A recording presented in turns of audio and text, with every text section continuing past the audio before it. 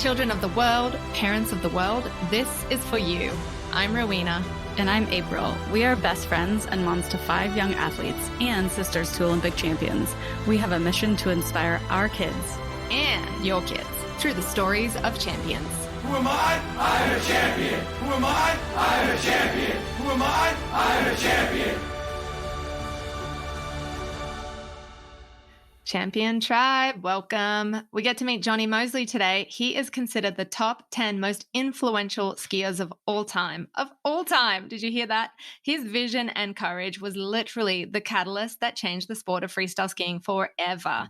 Jonny is from the Bay Area in California. He grew up with April.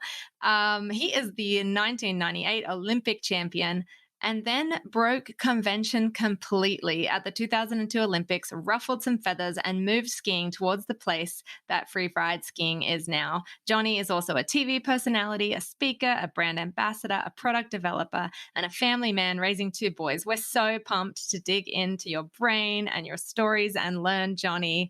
Welcome, Jonny. We are so excited to chat with you today and happy that you're here. So thanks for taking the time. Absolutely. Great to be here. Hi, April. Jonny, thanks. Okay, let's start from the beginning. How did it all begin? How did the journey begin? When did the love of skiing begin? Similar to April, it was Squaw Valley or Palisades, Tahoe, gone through a name change. When I was, 4 years old or so, kind of your typical weekend skier from the Bay Area. My dad and mom both loved to ski, so they brought the 3 of us up there every weekend and put us right in the programs, and immediately, we got a couple lessons and then straight into a program called Mighty Mites there, which is a great program for kids. That's sort of the beginning of the race program. And, around 9 years old, freestyle skiing was starting to, get on the map, being considered for the Olympics. And my brothers and I just, my older brother loved skateboarding and surfing and anything that had to do with that culture. And so he got us into it. I pretty much loved I think hanging with my brothers, being at the mountain. I loved all the team environments. I loved all the Friday nights in the car with my bros. I would say the love of it really started with just wanting to try to keep up with my older brothers. Oh, I love that story. That's like Julia's success story for her gold medal too, following me around. Because you're the oldest, right? And then Julia is 2 years below, she's 4 years. Yeah. Okay, 4. So I had and then Sarah is then she's 9 years younger than me. So snap. So so we had 3 boys. And okay. I'm 5 years younger than the next one up, and then they're a year apart. So I was like, a really little brother, and, they really took care of me. Yeah. So and because the more I look back on it, I think people sometimes think, I love the sport of skiing, but so much of it is the environment that you're introduced to it in. And who, my brothers made it so fun and included me in everything. And they would take me around the mountain, like when we weren't skiing together. And even when we were on ski teams, they would get me involved. And so I just am super grateful to them. And I had a very lucky environment where they were dragging me into everything they were doing. So yeah, I think that's an important factor. Plus, that's like the chance that you get to hang out. I better keep up, otherwise I'm not going to be able to keep up, hang out with them. So it's such a inspiration in itself, just to be I better get good enough so I can There's go 5, right? So I'm really, is it just you and oldest, Tora, so or are there her more? Story was the same as yours. Yeah. Oh snap! Yeah. Wow. Yeah. No, I mean, the little guys always benefit from all the experiences of the older ones, for sure. Oh, I'm for seeing better it in my or for kids. Worse. Yeah. No, true. But I'm seeing it in my kids. I'm like, oh my gosh, the younger one is doing so many things so much earlier because all he's trying to do is keep up with his brother. It's I got to be cool enough. He's going to think I'm cool if I can do this. I got to try to do it, It's literally the motivation.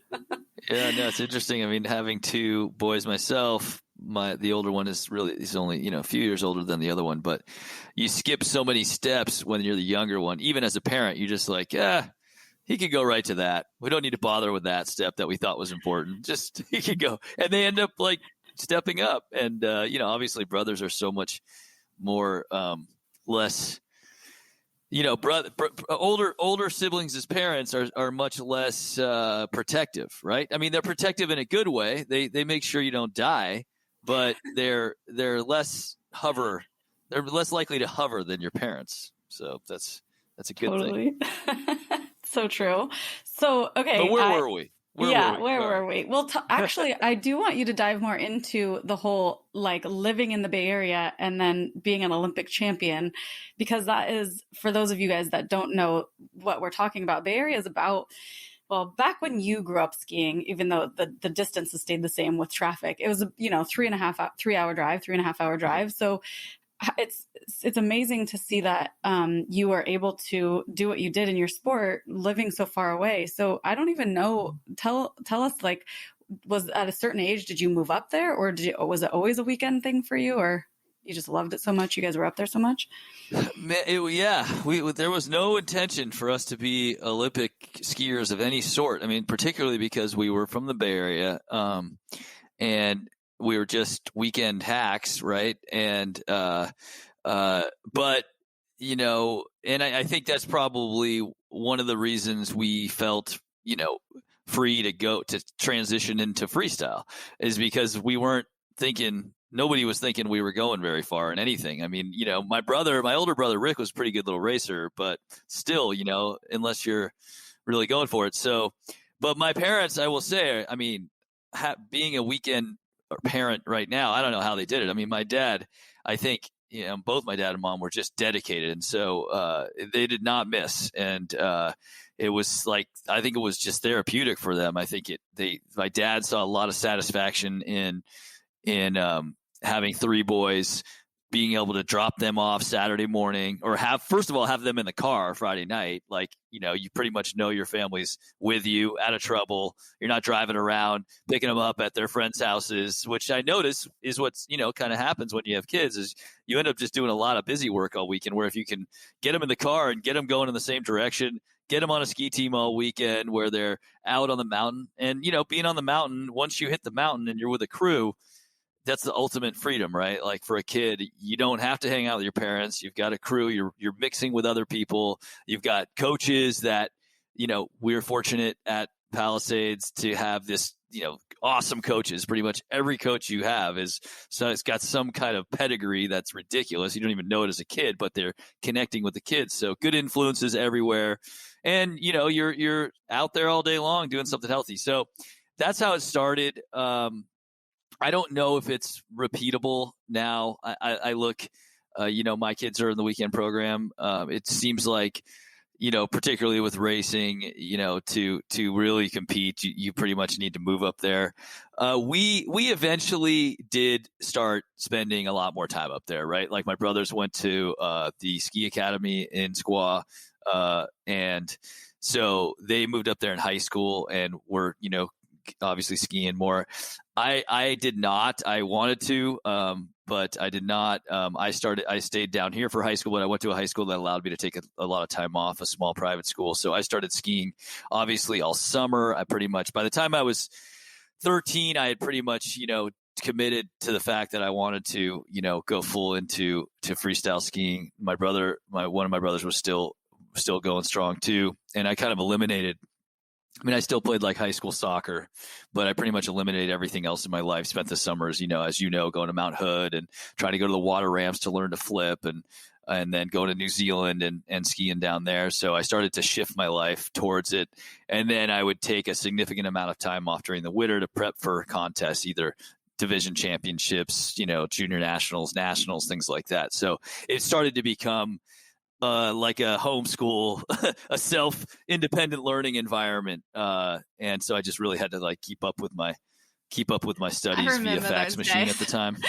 So did you said at 13 you focused on freestyle? Was that the age where you was there a moment where you had this dream, like, I'm going to be an Olympic champion, or did that grow later or earlier? Yeah, and I think that's an interesting thing that I've thought about a lot, because I think people do, when they ask you about that, they ask, was it your Olympic, was that always your dream? And I think in the beginning, I didn't want to disappoint people, and I'd be like, oh yeah, I dreamed of that since I was a little guy, because that's kind of your typical Right. story. But it's never that simple. Like I said, my older brother was the one who got us, into the newly formed freestyle team at Squall when I was about 9.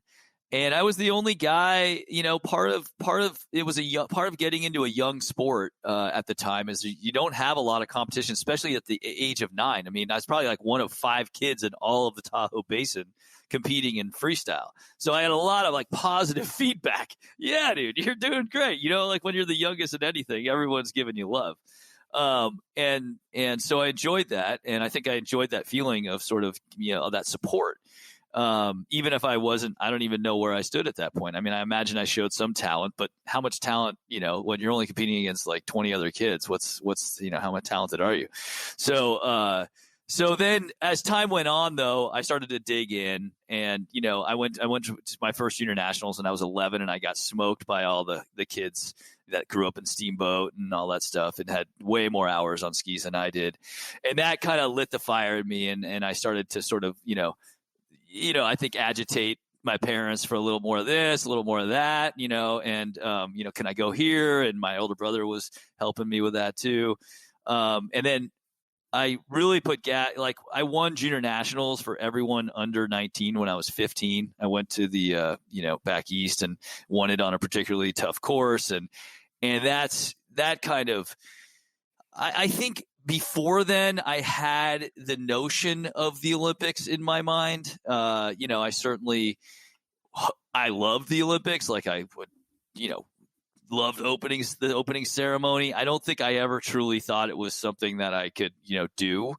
But when I hit that milestone, I was like, oh, okay, now, and I remember every little step, right? And I think that's important to remember. Like when I got beat when I was 11 at junior nationals, I remember like every morning, I'm not like a super religious person, but I would say a prayer at night, and it was just like a prayer that my mom basically like would recite to me when I was a kid, and I kept doing it, and it just was something I would do.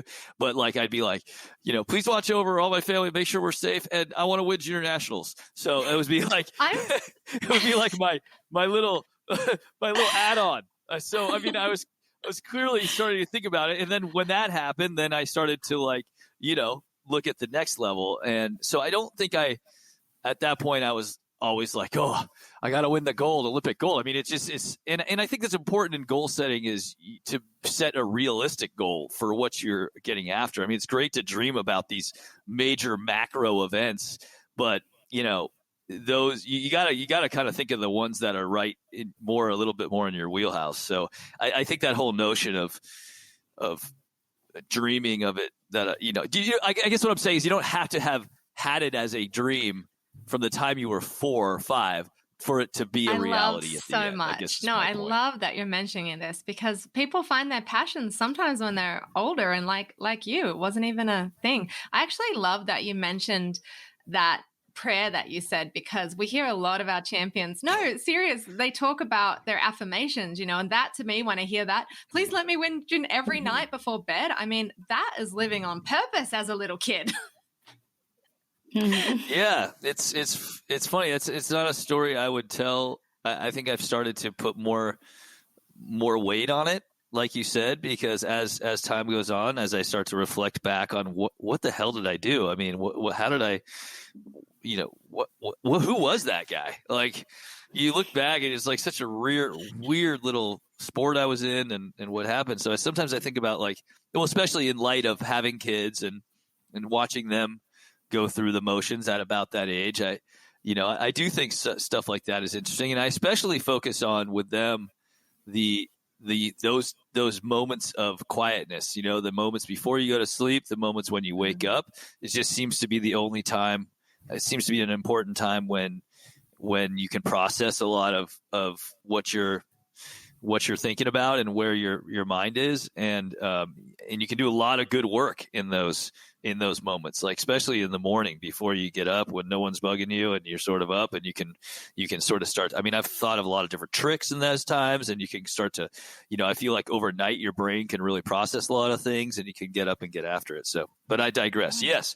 No, and I like what you said. It's more of an affirmation. Like I said, we were a church on Thanksgiving family, that's it. And I guess Christmas maybe.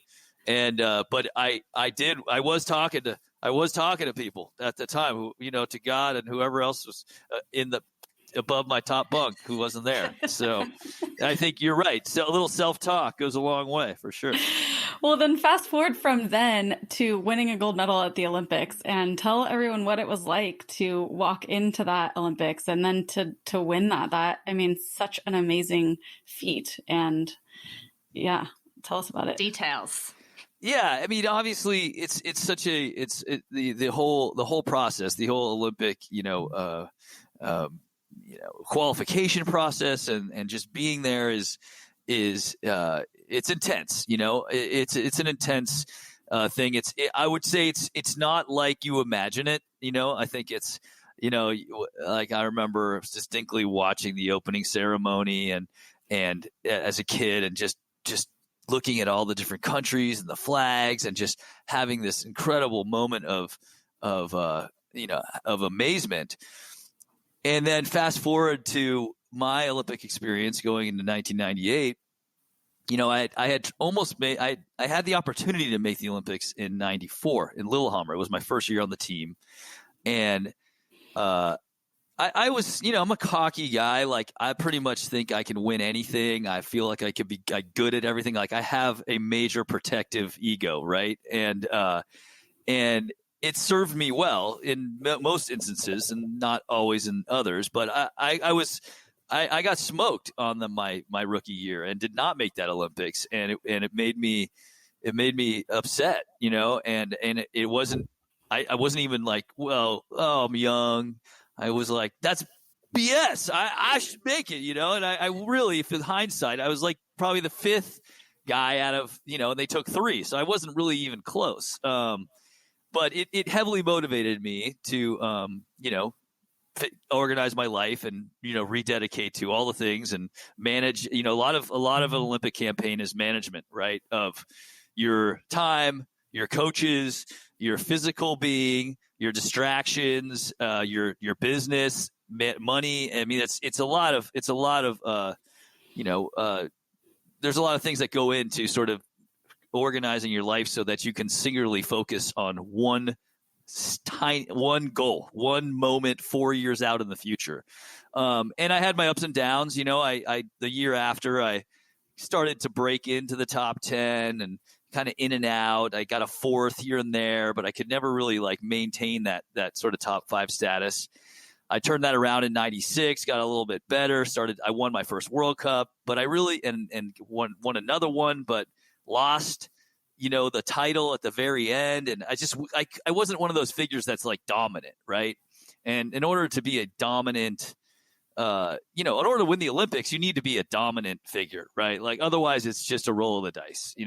There's some people that go to the Olympics, you kind of know that everyone else is there, they're going to be unlucky if they don't win it. Right. So, and I had noticed that I had studied some guys and been like, okay, why do those guys win like every time? And the rest of us kind of win once in a while. It depends on the course, depends on the conditions. We're up and down. So I started to hack that all. And had a pretty good year. And of course, then I got worse, which happens. I was trying to emulate other guys, and so I went down in the standings again. And and then going into the Olympic year, I basically like we were up in and I'm getting to the point here at the Olympics. You see what I did here? I love it. I love it. It's so good. We were up in Mount Hood at a training camp, and the ski team, to the coach's credit, the head coach, he had I think a realization within himself that he was needed a lot of time to be an administrator because he's managing a lot, lots of different athletes and schedules, and he's got to deal with the ski team and his job. And so he brought in a specialist technical advisor. And I think he saw some of his shortcomings in his ability to be really like a high-end technical coach. So he brought this guy in. We all knew who he was. He was like a legendary World Cup competitor. And then he also had coached for a long time privately, but not on the ski team. He was the type of guy, he is independently wealthy. He had done his own business. And so he didn't need, he wasn't a guy who needed the money. And so our head coach basically like leaned on him like, hey, this is like your duty. Like this team they're nothing. Like they've got a couple good guys, but you need to come in and teach them how to ski basically.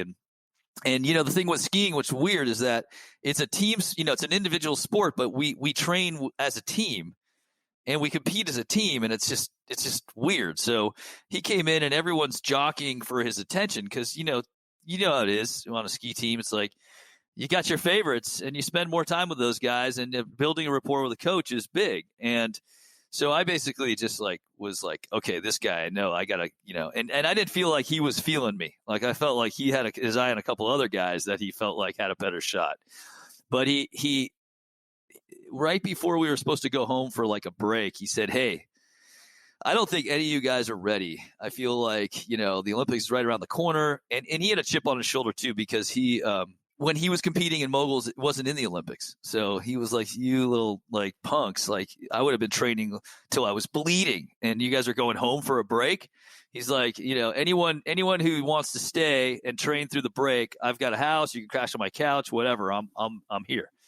And so I was like, I was like, I'm in, and everyone else went home and it was just him. It was just me. And, so I ended up like crashing on his futon, and we started to bro out a little bit, and he started showing me all these videos of like all the champions and started to kind of break down what he thought was sort of the thread between all these guys. And it was a very specific move that he wanted to work on. And we basically freestyle skiing moguls is complex, right? You got the jump side, you got the time, you got the moguls, you got the fitness. There's just a lot of moving parts, but he really wanted to just bring it down to like the basic mogul turn. And that's what he thought where my deficiency was, is I just, was inconsistent because of, my lateral, movement and my pressure on the inside edge. And we started working together up on the hill. And I thought I was doing it and he didn't think so. And we'd have these battles back and forth and like literally yelling at each other on the hill. And, one morning he was like, you got to go, we got to figure this out. We got to be able to train more. So he's like, I got this idea to build this little like machine.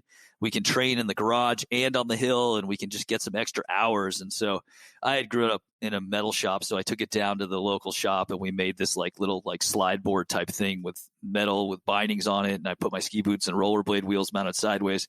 And we started just like hammering this thing. Whenever we weren't on the hill, we'd be hammering this thing, and he'd just be like, I'd have my shirt off and he'd take shorts and he'd be like just trying to get me to stack on my outside ski. And lo and behold, it started to work. We threw out my boots and we changed all that stuff. And I started to have this much more consistent feel, and we started to gel. Long story short, we started to develop this relationship. I came out in the first World Cup and got a second. Then I won the next one. And so I solidified my spot to the Olympics. And then I started to, this is a whole sub story, but at the time, snowboarding had influenced skiing, and there was a whole free skiing movement happening, which I was kind of part of because a lot of the guys were mogul skiers that were on the tour. And that's when I added the 360 mute grab, which was a 360 where you reach down and grab your ski. And because I had that early win, I had the opportunity to start like specifically training just that trick and incorporating it in my run. And so I got to the Olympics, and I had won a few World Cups going in. And so I was pretty much the favorite. I mean, anyone who knew I kind of had this package and I was skiing really well. And so you're just in this zone and everything's compressing around you. The coaches, now it's like I was the biggest shot to win. So, the whole staff is sort of like making sure that it got what you need. And that's a great feeling, but also adds a lot of pressure. And I remember, and I'm bringing this around because your experience at the Olympics is when we got there, first of all, we you get all your gear, you do all this check-in stuff. And we get to the Olympic Village. We spend one night there, and they're like, okay, now we're going up to our, hotel near the hill, because the village is like an hour away. We're not going to drive. You're not going to be in a car and a bus for an hour every day. And so you're like, okay, so I guess we don't stay in the Olympic Village. And we kind of knew this. And I thought that was a good idea. And we get up there, we're like in this like youth hostel basically, and we have our own chef and all that stuff. And then like they're like, okay, opening ceremonies, and everyone's thinking they're going to the opening ceremony, and the coach is like, no opening ceremony. Like you're no way. Like what? You can't. He's like, I've done 3 Olympics. It's a 6-hour event. You've got to get there before everyone gets in. You're standing around, and then you march through it. It's cold, and then you get back late at night, and you got to train tomorrow.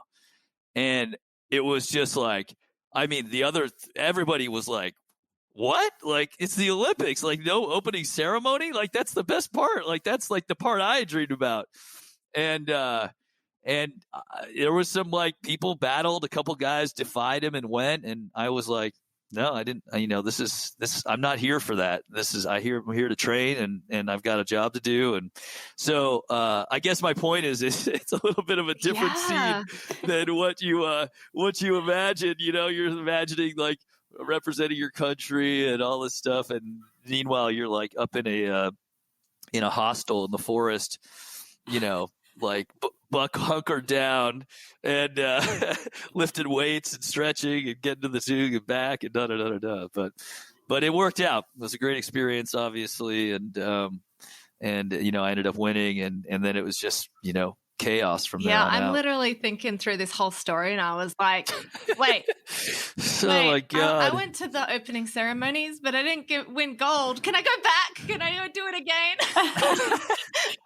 But I do think also freestyle always competes in the beginning half of the Olympics, right? So it's kind of like, that is your like time. So I get that part for you guys, because it's a great point. And there's plenty of people have gone to the opening and won. So so amazing though. So rad. So I want to go back a little bit to, there were so many, as you were telling that story, it brought so many things I wanted you to dig into. But basically that decision that you made it's a sacrifice, really. You sacrificed not going home like everyone did to be with your friends and family. It sounds like that decision to stick with that coach really changed the course of everything. Am I hearing that right? Yeah, I think that's accurate. I think, and I think that's something I think of a lot. And, especially as a dad, you look at those moments and I try to, I don't know, it's hard to relay to people, but there are certain times when, you do have to do the hard things and say no to stuff and try to figure out, postpone things and put things off for what you want to do. But they can make a difference, and sometimes they don't always, but you've got to take, I feel like that was a pivotal moment, right? That changed the whole trajectory of my ski career and my life. So yeah, absolutely. And you're such an influential person in the sport, obviously, of freestyle skiing. I mean, I kind of feel like the whole sport owes it to you for your innovation, really, because you really made it what it is, made it interesting, made everybody want to watch and see. But you were so far ahead that it actually, talk about a little bit that whole progression. Like, you were progressing kind of faster than the sport was, which in the end, maybe you didn't get what probably other people felt you deserved. Well, yeah. So you're talking, when you fast forward to the 2002 Olympics, when I did go to the opening ceremony, I ended up 4th. But I had to go to the opening. I mean, I can't miss it twice. But no, that was not the reason I didn't medal. Yeah, that's, there's a lot to that question. I mean, there's a lot of answer to that question. I freestyle skiing for me, I think I straddled the era from when it was hyper creative and hyper loose to when it became more grown up because, when I was 9 in the mid 80s, it still had a little bit of, a little bit of wildness to it, a little bit of like, it wasn't as rigid and the moguls weren't manufactured and, it was a little more loose. And it was one of the things that attracted to us to the sport. I think I'd mentioned, my brother was a big punk music freestyle skateboarder guy. And, in those sports and in freestyle skiing and snowboarding, people will look right by like a result. They'll be like, oh, great. You won that contest, but can you do a hand plant? Or like, you won that, but can you actually do the hardest trick in the most current trick so that, that people were doing? Like, did you see that guy do that? So that mentality was like in me, and I didn't like it when people were doing stuff that I couldn't do, and so I kind of always enjoyed seeing the progression of the sport and tried to stay up with it, and then also tried to push it. And like I said, during about, 90, if you look at 90, 92, 93, 94-ish, snowboarding was having a big influence on skiing. And there was a group of kids out of Quebec that started skiing backwards, grabbing their skis, and they were mogul skiers, but they were a little younger than me. And so I got exposed to them when they came on the World Cup tour and a little bit in Blackcomb. It's a small world, and I was like, oh, snap. These guys are doing some cool stuff, and I want to hang out with them. And this was sort of the beginning of the whole free skiing as we know it. That's now Olympic sport and all that, but this was very early days. And I had a very deep aerial background, so I was a combined skier, so I did ballet, moguls, and aerials. So I had a very broad skill set. I could do triple twisting, triple backflips on snow by that point. So pretty much like a guitarist that's trained classically, like I could just look at what they were doing and I could pick it up, pretty much right away.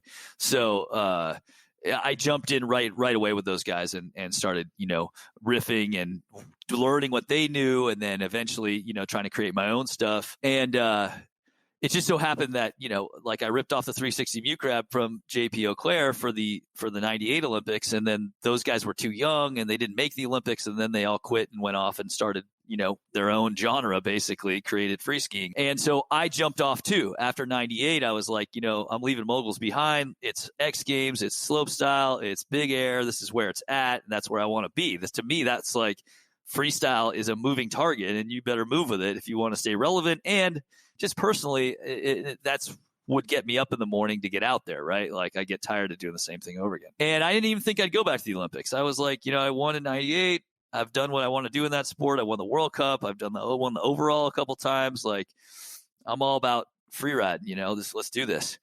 And then in getting ready for the 99 X Games, I think I started like thinking about, well, what am I going to do for this big air contest coming up? It's like the first big air contest for skiers, and we were back at Squaw, and I was kind of with a couple of the guys there, like Evan Rapp, some guys that became known free skiers, and I started. I had this like visualization for what this trick in snowboarding called a rodeo flip, and I really loved that trick, and I had tried it earlier in the summer and absolutely spanked myself in Whistler on the wind lip. I dislocated my shoulder, and so I had gotten back to it a little bit later and took it to the water ramp and started to perfect it. And I started doing it on snow. And anyway, it became my own trick. It was a flat spin 720, and we called it the dinner roll. And I did it in the X Games in 99 and got silver with it. And then I won the U.S. Open with it, the U.S. Open of slopestyle the following year. And I did it to 900. It became kind of my signature move. And I thought to myself, holy smokes, if I could do this in the moguls, that would be really cool, because obviously the Olympics was a couple years away, but there was no event for me in the Olympics. But I don't even know if I was truly motivated by, I mean, clearly I had plenty of people that, like my sponsors and stuff, that I had people who were interested in me going back to the Olympics. I mean, I think people were scratching their head. Like my agent was like, what the hell are you doing? Like, what is this free skiing stuff? Like you're like in Alaska, skiing big mountains. And then you're over here with these, like, cause at the time this stuff was marginal. It was marginal. It was very small time. And I had signed all these deals after the Olympics, and I think they were all like, well, what's going on here, dude? And so I had it in the back of my mind, and I thought to myself, well, okay, if I could do this trick in the moguls, that would give me like a lot of motivation, and it would be very cool. Like I could come back, it would be like my encore. So I had to get back. I had to go like beg the ski team to give me a couple starts so I could get back on the team. They wouldn't give me a full spot, so I had to go like win an event and fight my way back just to get in the running to qualify. And so I had to go back, and it was a long road back. I had to get back in shape because you're in decent shape as a free skier, but you're not doing the type of stuff you need for a Olympic mogul run. So kicked my ass, and then came right out, got hurt right away, and I was just not, And then I came back and I got a podium, which put me on the team for the following year. And then I was like, I still hadn't done this trick though on snow, because now I'm just trying to get I need to get back on the ski team. So I'm not, and they don't even know about this trick. And so now I'm, a year out from the O2 games, and I want to do this trick, but I've never done it in the moguls, and it's potentially illegal because it's inverted. And so I had to take a whole video of the trick from 4 different sides. And I did it in the video so that it wasn't inverted, because I knew they would not allow all of a sudden change the rule a year out from the Olympics to let everyone do backflips or inverted tricks. So I was like, it's not really inverted. See, my feet are level with my head. And so we submitted it. We submitted it to the FIS, and they took a vote and just barely approved it by 1 vote. And so I was allowed to do it, but I still couldn't do it at that time. I was not competing with it, but at least I had it approved. So I started to kind of do it, off the sides and stuff, little like areas where I could, but not competing with it. Finally, I won a World Cup the year of the Olympics, which gave me my spot. And I immediately left the World Cup and went to Steamboat and had a course built for me and started training it like nonstop. And I finally got it to a point where it was, ready for prime time. Like I could do it with proficiency, because it was at the point where I could do it, but it was like, A, it was ugly. B, I had to slow down a lot. C, it was like I would not land it very much. What were the other coaches and athletes saying? Like, I know it was illegal for this, but were they all like cheering you on, or were they hating you? Yeah, that's it's a great. No one's ever asked me that, and it's an interesting topic because it was weird. Okay, because it was not all positive. Like, I had come back and, displaced someone that had been training since the last quad, since early in the quad. All the coaches were different, and I brought my coach back. So we were already causing like a little bit of an uproar. Nobody was really seeing the light like I was. Like, to me, it was so clear that this is where the sport was going. But at that point, that's not where it was. And then the other part was, they couldn't do it, right? Because I had this like diverse aerial background and all this stuff, and nobody sort of had that. So it was not like a welcoming thing. I mean, I had maybe one guy in my camp that was the guy who went to FIS and helped me and get it approved. But the other coaches were not. They were basically like, what is this circus show Jonny's doing over here? Athletes, I think, were, half and half. Some guy, you know how it is on the team. There's always like, everyone's competitors against each other. So, you got your bros that are kind of like, yeah, that's cool. And then the other guys are like, just trying to kick your ass and show you shouldn't have, that don't bother. So it was a mix. I felt a little bit, I definitely didn't feel like everyone was super stoked to support this effort. I feel like it was mixed, I would say. And in sport, this little story, I feel like, is a microcosm. Anyone who changes anything or is an innovator, I mean, it sounds like a bit of a lonely path. And now, I mean, tell us where it is now. Isn't everyone doing what you did, or am I wrong there? Yeah. So what ended up happening was, they approved the trick and they gave it a degree of difficulty, which every trick gets a DD. I went and I competed with it in Salt Lake, and I ended up 4th. And I was, there's 4 components in moguls. 50% of it is turns in line, 25% is your jumps, and 25% is your speed. I had to slow down, and I wasn't able to go as fast as everyone else. I thought that my air score would make up for it, but it didn't. And, in hindsight, the mistake I think I made was not arguing at the inception when they accepted the trick that it should be worth more, because they made it worth the same point value as much easier tricks, like what's called a quad twister, where you can go straight off the jump. You twist your skis side to side 4 times and land. It allows you to, be out of control, hit the jump and just hit it and do the trick. Whereas this trick is much more sensitive. You need to be set up. You can't be, out of control when you hit it. So I take it fully on myself and my naive self going into the Olympics for why I got 4th. However, the following year, at the end of the season, the FIS met and they changed all the rules and allowed inverted tricks and, made my trick worth more. So, and it obviously changed the whole sport. Now, people don't even do quad twisters anymore. It's all some version of what I did. And they obviously have added a lot more, rotations and aerial stuff. And so, which is great. Doesn't do me much good, and it's a lesson, but it is a lesson to learn. It's a bit of a cautionary tale that if you are innovating, it is hard. It is a lonely place, and it's a quagmire of ego and trying to because personally it was something I wanted to do, and I fully am a guy who's wants to be cool, and so I fully recognize that if I was just sober about it and was like, well, I want to win this Olympics, that I would have abandoned the trick and gone to something more in line with what they were scoring. I mean, I guess I was more naive. I thought I could overcome it. I thought the judges would see the value in it. And I think that's something that I can tell you a story that really illustrates the point is Shaun White, when he went to the Olympics in, I believe, 2010, he did double McTwist, first double McTwist. And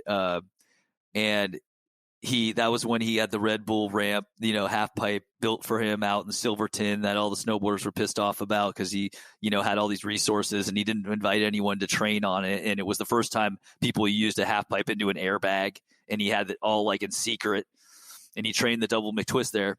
And then he came out and he started actually competing with it the year of the Olympics. And there's a Wall Street Journal article of a reporter who said, well, why weren't you afraid someone was going to rip it off? I mean, you started doing it in December and the Olympics weren't till February. And he said, yeah, I thought of that. I wanted to, I would like to keep it under wraps, but he's like, I was afraid I'd suffer from the Jonny Mosley effect. And, I don't even know. I'm not close with Shaun. He's obviously, was studying it a little bit. And what he meant by it, and he was totally right, is what he did is he didn't want to surprise the judges with, he wanted them to see it and understand it and understand how much harder it is than the other tricks, and, allow the organization, allow the fist to understand it and all that stuff.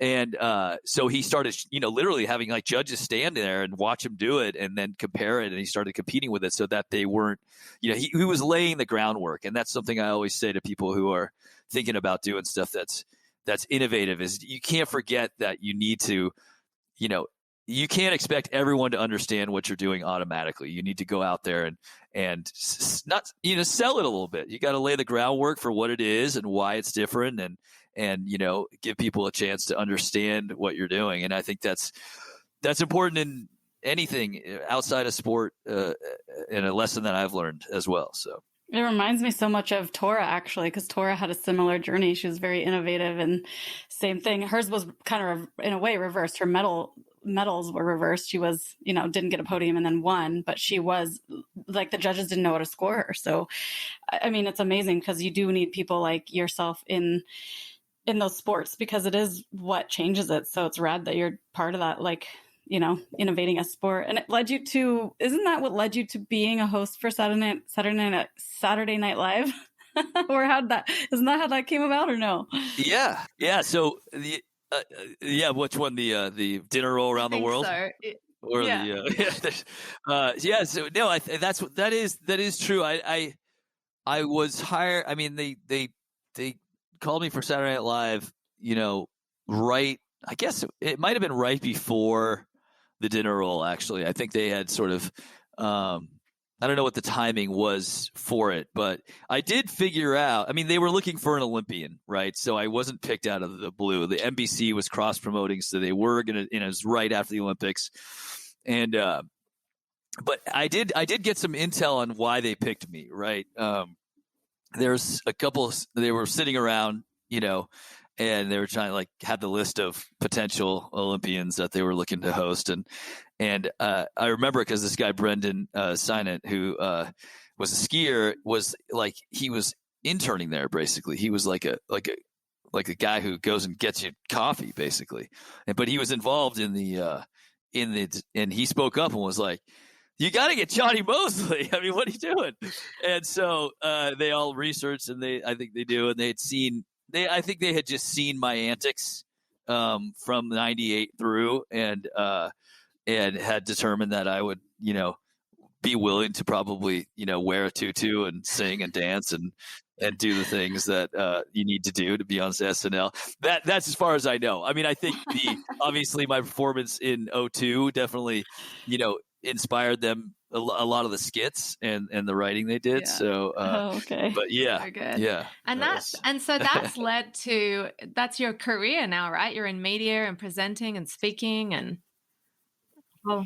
Yeah, so that's exactly. So after in SNL, after we did Saturday Night Live, I think we got a call either that night or the next morning from MTV, and they found us somehow, and they said, hey, can you come in, and we saw you on Saturday Night Live, we want you to come in and audition. And so I just went in and I did I thought for TRL or something, that's typical stuff you see. And so I did an audition, and it was very loose and just basically talking to the camera, and I don't know what I did. And then they hired me for what became Road Rules Real World Challenge. And so I walked right into basically a, primetime type TV role and learned a lot. And I was pretty much ready to go anyway. It made a nice transition for me. And then, I started doing a lot of TV work after that. Yeah. So just a fortunate set of circumstances, and that all worked out. What is it? The world rewards the courageous. Because, I mean, I just love that story of you going out, like, not to win the gold medal, but you were just so set in your, like, I'm going to do this and I'm going to fight for this, like, where I see the sport going. You were a visionary, like a man ahead of his times. And I love that end of the story. Like, you were rewarded for that, even maybe not with the double gold medal, but. Yeah, no, that's right. And I'm still thinking about that. No, never goes away. No. I think it's, you're right. Now that when you look back and I'm not going to, I didn't want it. A lot of people thought I did it on purpose, knowing I would lose and all that stuff. And I didn't. But I will say, looking back, I think you're right. I think, one thing I did learn, even starting with the 98 Olympics, is that I remember after I won with the 360 mute grab, people really not only remembered the run, but they remembered specifically what I did. They remembered that I did something unique. And obviously it helped a lot, right? The judges, it made it easy for the judges to give me that medal in 98. And so I kind of learned from that. And I think you're right. Over time, people will recognize when you are passionate about something, when you are, sort of doing something for, I guess, the true, good of what you're trying to do. Like, I genuinely felt like that's where the sport was going. That's what I was interested in. And I was kind of, following those hopes and dreams. But it's rocky, right? You don't always get rewarded for it right away. You have ups and downs. But I think long term, you're right. I think you do, I don't think I would be still in this career and still able to sort of, continue on if I hadn't sort of made those choices, which obviously didn't net me 2 golds, but they certainly sort of allowed me a lot of other opportunities and allowed me to, keep going. So I think you're right. I think there is something you do get rewarded for being brave and sort of going out and taking some risk there. I think the only thing to think about is it's not always in the short term. Sometimes you got to wait for it. And so, but it does seem to always come back around though. I'm still in that process, right? But it does seem to loop back around, and sometimes the things that you do don't immediately get rewarded in the way you thought they would, but they tend to over the long term. But I think part of that too, just from watching your career and, seeing what you've done, is you've gone for what you wanted. And I think that's something that a lot of our listeners can learn from, just even, at a young age, going after for sponsors and writing up, proposals and stuff like that, not just waiting for it to come to you, but really, and you can see that even now with your career post skiing, is that you're so good at that. So I don't know if you have any advice for them, like that, things that have kind of helped you, that they would be like, okay, wow, I can go look for things myself. I don't have to just like wait for them to come for me type thing.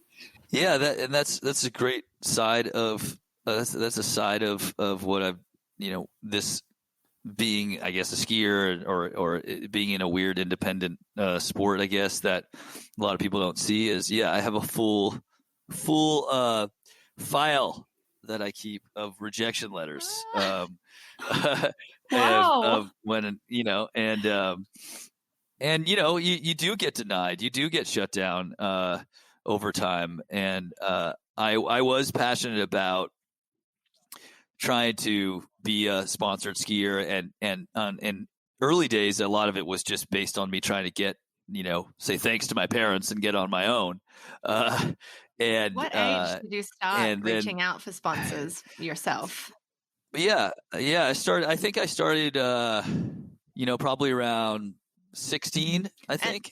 And did you feel like, were you pretty highly driven for like taking the kind of weight off your parents? Like, did you feel that kind of guilt, I guess, for a better word, of the financial strain that being an athlete put on your family? Or was it just like... I did. I mean, I definitely felt like they never made me feel that way, to be clear. My brother had that in him. He always was very like felt like we were, but they never felt that way. I think they thought it was like just a awesome thing, just like I think you would with your kid. If you show that you're into something, I think your parents are going to be like, heck yeah, let's do this. Let's see where this goes. And even if it's, I think what was weird is we were such an obscure sport too. I think it's the type of sport where I think when your mom's walking through the grocery store and, it's like, what's your kid doing? He's on the freestyle tour, NORAM's freestyle tour. We're like, great. Is he going to college? Not yet. Deferred a couple of years. So I think it's like not something you can even hang your hat on. But I think if you're showing a genuine interest, and obviously it's a healthy interest, and it's and I think as parents, I think you can learn the lesson that it doesn't necessarily matter what it is. Meaning, like sometimes you get caught up in the macro thing, right? You're like, hey, don't get into that because the end result isn't great. Like that's such a small deal. Like maybe let's try this over here. Like, try tennis or, something sports wise or academics. So I think what you learn in that process, like, for example, I think what's sustained me is just the whole, when I was trying to make it into a business, right? Trying to learn how that works and get sponsors. And then you start to learn what value you're providing to the sponsors. And, I said that my first time on TV was really after that SNL thing. But the truth is, that was my first sort of network stuff, mainstream stuff. But I had been, when I was, on the World Cup tour when I was 18 or 19, I went to the local TV station who had been putting a syndicated show up about skiing. And I said, hey, we're not getting any exposure. We're in Europe. We only have 2 events a year. Can I send you some, digital videotapes, not digital, like high 8 videotapes from the road? and can you, give us a little time? And so they created like a little 2-minute show within their show of me from the road. So I was already sort of like understanding the marketing or trying to market myself. I'm definitely a self promoter. You know what I mean? I there's no doubt about it. Like, and I think that's not a bad thing. I mean, I think as long as you can back it up, it's fine. And then as long as you understand, and I think I learned a lot from that. I mean, I basically gave myself a little bit of an education on how sort of all that stuff works starting from a young age. And my motivation for that is that's interesting. Like what motivates a kid to do that? Because, I think writing letters and asking for money from people is not a really comfortable thing. It was for me. I don't know why it was so comfortable. It was something that I guess I just felt. I felt like it was part of the competition. Like, I think it was for me. It was part of the. It's part of the challenge, if you will. And I think I'm severely. I'm definitely attracted to a challenge reward cycle. And so that was just another challenge. Like you see someone else, like I remember when I got on tour, you see someone else with a sponsor and you're like, well, where's mine? So, or, and when you're that age, like getting skis and stuff is cool. It's like awesome. So you kind of get into that. You get into that mode at a young age in the ski industry for sure. Totally. Like, do you think it has anything to do? I loved earlier when you talked about your personality a bit, like you said, it's cockiness, but I hear that it's just this self-belief, like you believed in yourself. And I'm wondering, is that something that you did in your letters? Like, did you believe in yourself and you told other people, like, believe in me too, this is what I'm going to do? Was that something that drove you, that core, like, I can do this, believe in me, trust me, have my back? Yeah. And I think it's funny. I remember I got denied, I remember one thing that I did believe in myself, and one time I got passed over by one ski sponsor that then sponsored a teammate of mine, and I mean that pissed me off badly. Like I was like really motivated heavily by that for a while. And I think part of that is because I always believed I was better. Right. Like I felt like I had more than anybody else or I could get there. Like, I think part of that too, is that I felt like I could figure it out. So yeah, I think that all ties together. I guess, I don't know if you call that ambition or competitiveness or whatever, but yeah, that stuff all tied together. Actually, that leads us into the question, what is a champion to you? Like when you kind of describe what a champion is, what does that mean to you? Yeah, I like that. That's a good one, April. What is a champion? Yeah, I think it's probably. I mean, it's hard to put it in one word. I think this guy Buster Posey just retired, a catcher, so he popped into my mind.